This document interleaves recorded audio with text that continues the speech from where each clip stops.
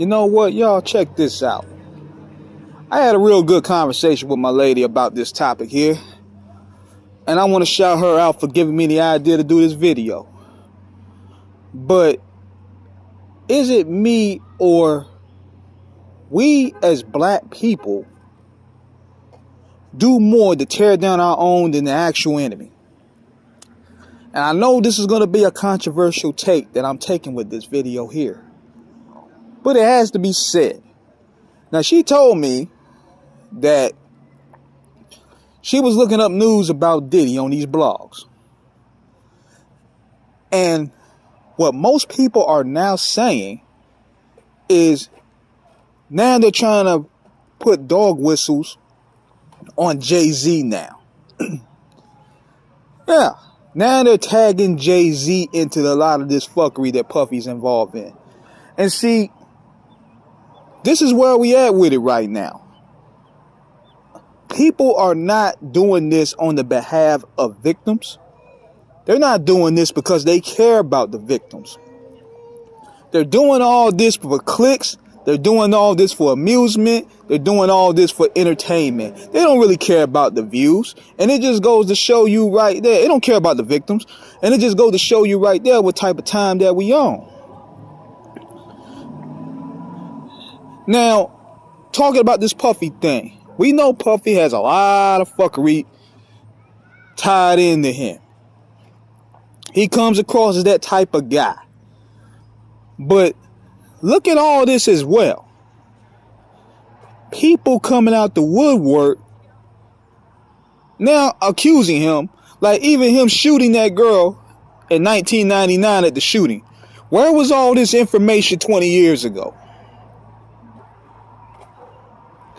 And don't sit there and tell me that you're scared.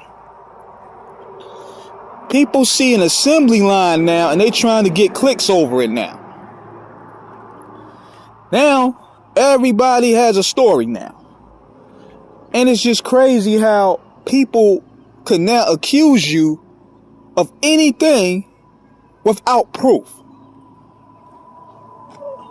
The only thing you have now is just people's word. You have people's story of events that transpire in their world, which could be lies. I might add, which could be lies. Nobody has vivid proof or hang around people to know a lot of this stuff that Puffy's accused of is true. And what do you see instead? You see platforms like Shade Room, Spiritual World, World Star, Storm Monroe, Jaguar Wright. All these people now, y'all trying to really put cases on black men.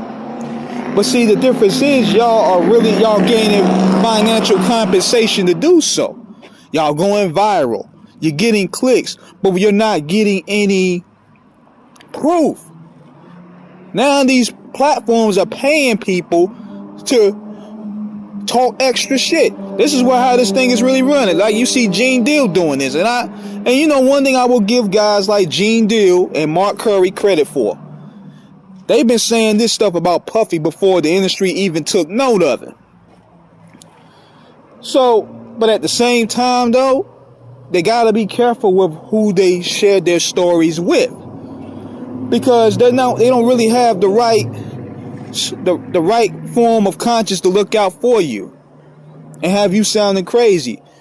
Like Gene got to be careful because now people are turning on Gene. Like, okay, you know all this stuff about Puff, but you didn't do nothing to really check him on it, or you didn't do anything to prevent it. So therefore now the more you talking, the more you looking at like an accomplice. Same with Mark Curry, and I got love for Mark Curry. Just did an interview with him. But the same scenario is looking at him, because, you know, the more you guys are doing interviews with these people, they're not really caring about how you look. They only care about the views. And they could put titles on y'all to make y'all look crazy. They put new crazy titles on y'all. They're not really caring about y'all. They only care about going viral.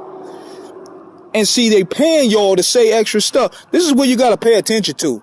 When people are being paid to talk. So therefore, you got to question the credibility itself. So in other words, it's like, oh, I'm going to give you more of the tea if you compensate and give me more.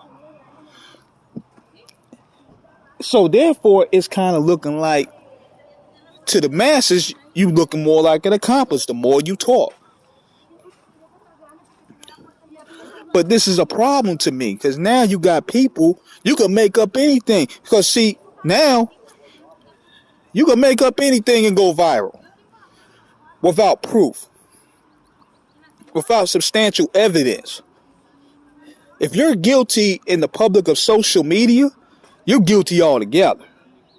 And these guys don't help it. You know, the R. Kellys and all them, they don't help it by doing with their shenanigans either, because R. Kelly, he went ahead and taped his shenanigans. So therefore, even though he probably didn't do a lot of this shit that he was accused of, that right there is going to hang over his head. And people going to automatically assume he's guilty. You guys don't help it either with your shenanigans, because, you know, you get that bag, you get rich, you get paper, and you think you could do anything you want to get away with it. Y'all going to do the same thing Vince McMahon going through.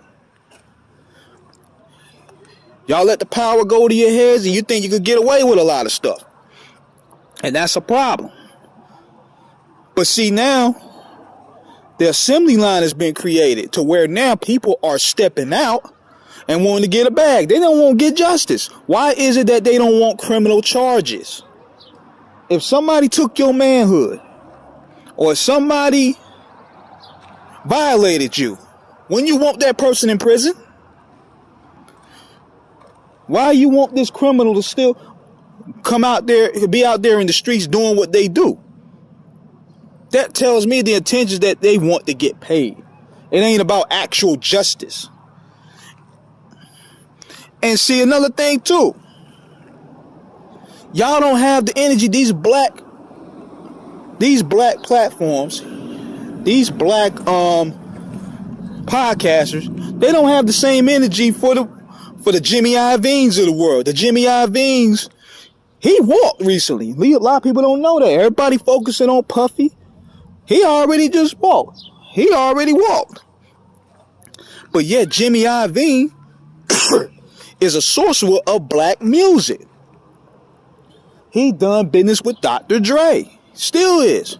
So therefore, before you go out there talking about, well, that's white people, Jimmy Iovine profit, he made billions off black music. So therefore, why isn't the so-called culture digging into his background, digging into his files?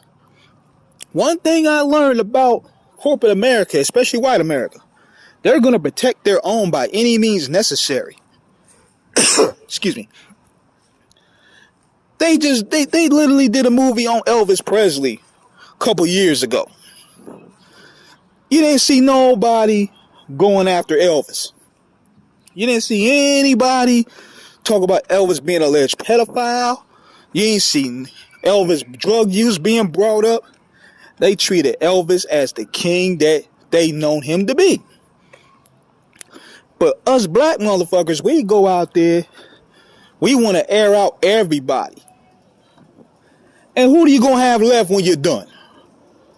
Who are you going to have controlling this shit in terms of the music side? Everybody got money. I'm not talking about that, but we're talking about the music. Because the music is the first tour to getting into Hollywood, and to getting the clothing deals, and to getting different things out there to really benefit your future. Who do you have out there, aside from Jay-Z, that's going to fight for you on the music side? Birdman ain't going to do it. Y'all got Diddy out of here. Suge Knight is done. He's in prison. Dame Dash, he's done. Irv Gotti is done. Snoop Dogg, he's only doing what he can do for commercials. Damn. Who do you have out there aside from Jay-Z that's powerful enough to really look out for artists? On the music side, we know these guys still have money, but at the same time, the music side is what brings people in. That's what we care about. This is hip-hop. 50 done moved to Hollywood. He's not fighting for you on the music side. I mean, just think about it, man. We destroyed Jay-Z next. Who you have left? Who do you have left that's going to really fight for the culture in different ways? I have my shit with Jay-Z, but he's the only one left in terms of looking out for the artists. There's nobody really left with that form of power to do so. So, you ask yourself, who are you going to replace it with if you destroy all your legends? What icons do you have left? And you see black people mostly pushing that shit for entertainment. Same thing, then now you're trying to pin Jay-Z with Aaliyah. And I'm looking at it like this. Y'all don't give a fuck about Aaliyah, man. Aaliyah been gone for 20-something years. Y'all want Aaliyah to be 13 forever. Aaliyah was a grown-ass woman. With Dame, she did what she had. She had her fun. Dating industry guys with money. Let's be clear. Y'all want to sit there and make Aaliyah this innocent 12, 13-year-old victim forever. She had a choice. She dated men around her age. Jay-Z and Dame. It was legit. So stop with that narrative. But that's where we at with it right now, man. You got all these platforms trying to push black millionaires, black creators, black gatekeepers out. Eddie Griffin said it best on Vlad. No black man escapes this shit. So, that's my thoughts about it. Let me know what you guys think in the comments. Subscribe, hit the like button. Peace.